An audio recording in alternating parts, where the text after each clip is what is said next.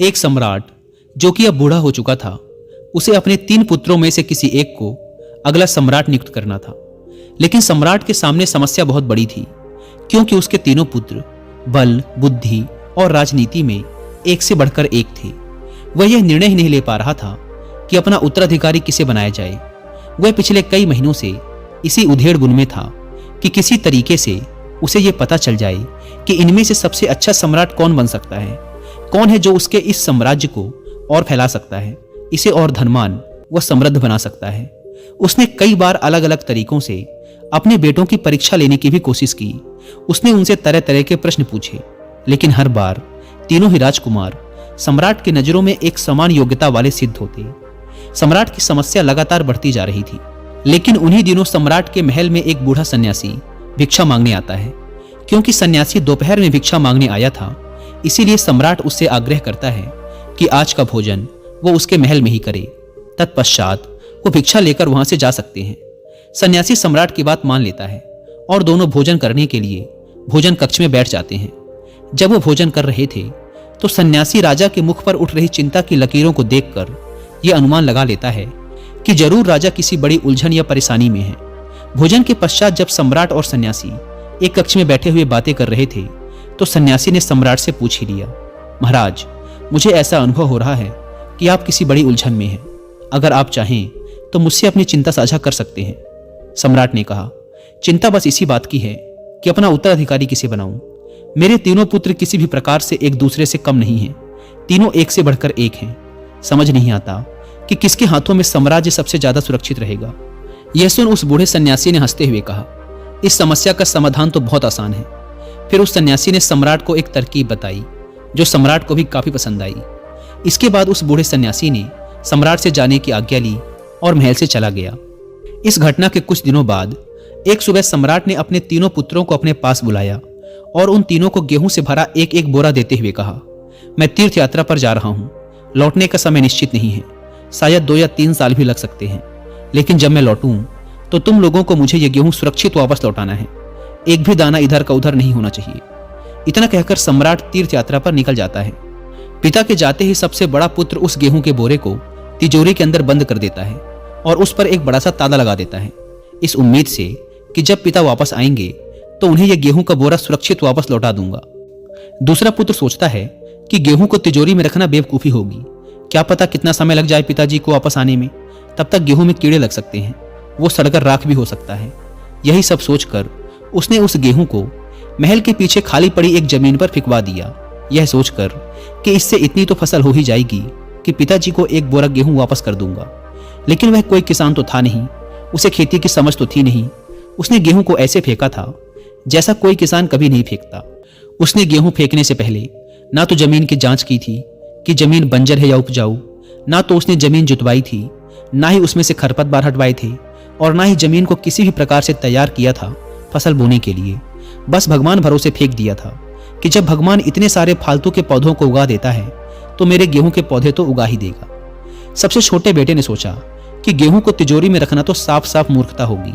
पिताजी के वापस लौटने तक उनका सड़कर राख बन जाना तो निश्चित ही है, और गेहूं को यूं ही किसी भी जमीन पर भगवान भरोसे फेंक देना भी जोखिम लेने जैसा होगा।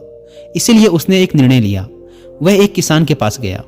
उसने उस किसान की मदद से एक अच्छी उपजाऊ जमीन वाला खेत ढूंढा, उसमें से सारे खरपतवार हटवाए, उसे जुतवाकर अच्छे से तैयार करवाया और फिर उसमें बीज बोए। साथ ही समय समय पर उन्हें खाद और पानी भी दिया। 3 साल बाद जब पिता वापस आए तो सबसे बड़े बेटे ने तिजोरी खोलकर दिखाई। वहां राख के ढेर के अलावा और कुछ ना था। पिता ने क्रोधित होते हुए कहा, मैंने तुम्हें जीवित दाने दिए थे जिनमें असीम संभावना थी, जो विकसित होकर इन 3 वर्षों में सैकड़ों गुना हो सकते थे। लेकिन तुमने उन जीवित दानों को मिट्टी कर दिया। जो जिंदा थे उन्हें भी मार दिया। जो विकास की संभावना थी वो सब तुमने नष्ट कर दी। भला मैं तुम्हारे हाथों में राज्य देकर क्या करूंगा? तुम कुछ ही वर्षों में उसका भी यही हाल कर दोगे। सम्राट ने दूसरे पुत्र से पूछा, गेहूं के दाने कहाँ हैं? वह सम्राट को महल के पीछे की उस बंजर जमीन पर ले गया जहां उसने दाने फेंक दिए थे। लेकिन वहां तो गेहूं का एक भी पौधा नहीं था। वहां केवल कुछ खरपतवार और कांटेदार पेड़ जमे हुए थे। दाने फेंकने के बाद पिछले 3 वर्षों में वह राजकुमार वहां दोबारा देखने भी न आया था। पिता ने पूछा, कहाँ है गेहूं के पेड़? पुत्र ने कहा, मैंने तो यहीं पर बोए थे। पता नहीं कहाँ गए, सम्राट ने पूछा। गेहूं बोने से पहले जमीन की जांच की थी? जमीन को बीज बोने लायक तैयार किया था? बेटे ने शर्मिंदा होते हुए कहा। नहीं, मैंने सोचा कि जब जमीन पर इतने सारे पेड़ पौधे, झाड़ियां, घास फूस बिना बोए पैदा होते रहते हैं और बिना ख्याल रखे इतने बड़े हो जाते हैं, तो मेरे गेहूं के बीज तो उग ही जाएंगे और उनसे एक बोरा गेहूं तो निकल ही आएगा। सम्राट ने कहा, तू भी इस राज्य को संभालने के लायक नहीं है। जो इंसान बीज बोने से पहले यह भी नहीं देखता कि जमीन कैसी है और बोने के बाद 3 साल तक वापस देखने भी नहीं जाता कि उसका क्या हाल है, वो इस राज्य के साथ क्या करेगा, मैं यह भी साफ साफ देख सकता हूं। सम्राट ने अपने तीसरे बेटे से पूछा, गेहूं कहाँ है? वह सम्राट को एक बड़े से खेत के पास ले गया। सम्राट ने जितना गेहूं उसे दिया था उसका हजारों गुना हो गया था। खेत बड़ा से बड़ा होता चला गया था, क्योंकि जितना भी गेहूं होता वह उसे अगले वर्ष बीज के रूप में उपयोग कर लेता। पिता देखकर हैरान रह गया। उसके सामने एक विशाल लहलहाता खेत खड़ा हुआ था, जिसमें जीवन था। हवाएं जिसकी सुगंध को दूर तक ले जा रही थी, सूरज की रोशनी जिस पर गिरकर चमक रही थी और जिसकी हरियाली से आंखों को सुकून और मन को शांति मिल रही थी। उसकी इस झूमती फसल को देखकर पिता का दिल भी झूम उठा और वह उत्साह से चिल्लाकर बोल उठा, राज्य तो तू ही संभाल सकता है, क्योंकि जो छोटे छोटे बीजों को नहीं संभाल सके वो इतने बड़े साम्राज्य, इतनी बड़ी संभावना को कैसे संभाल सकेंगे।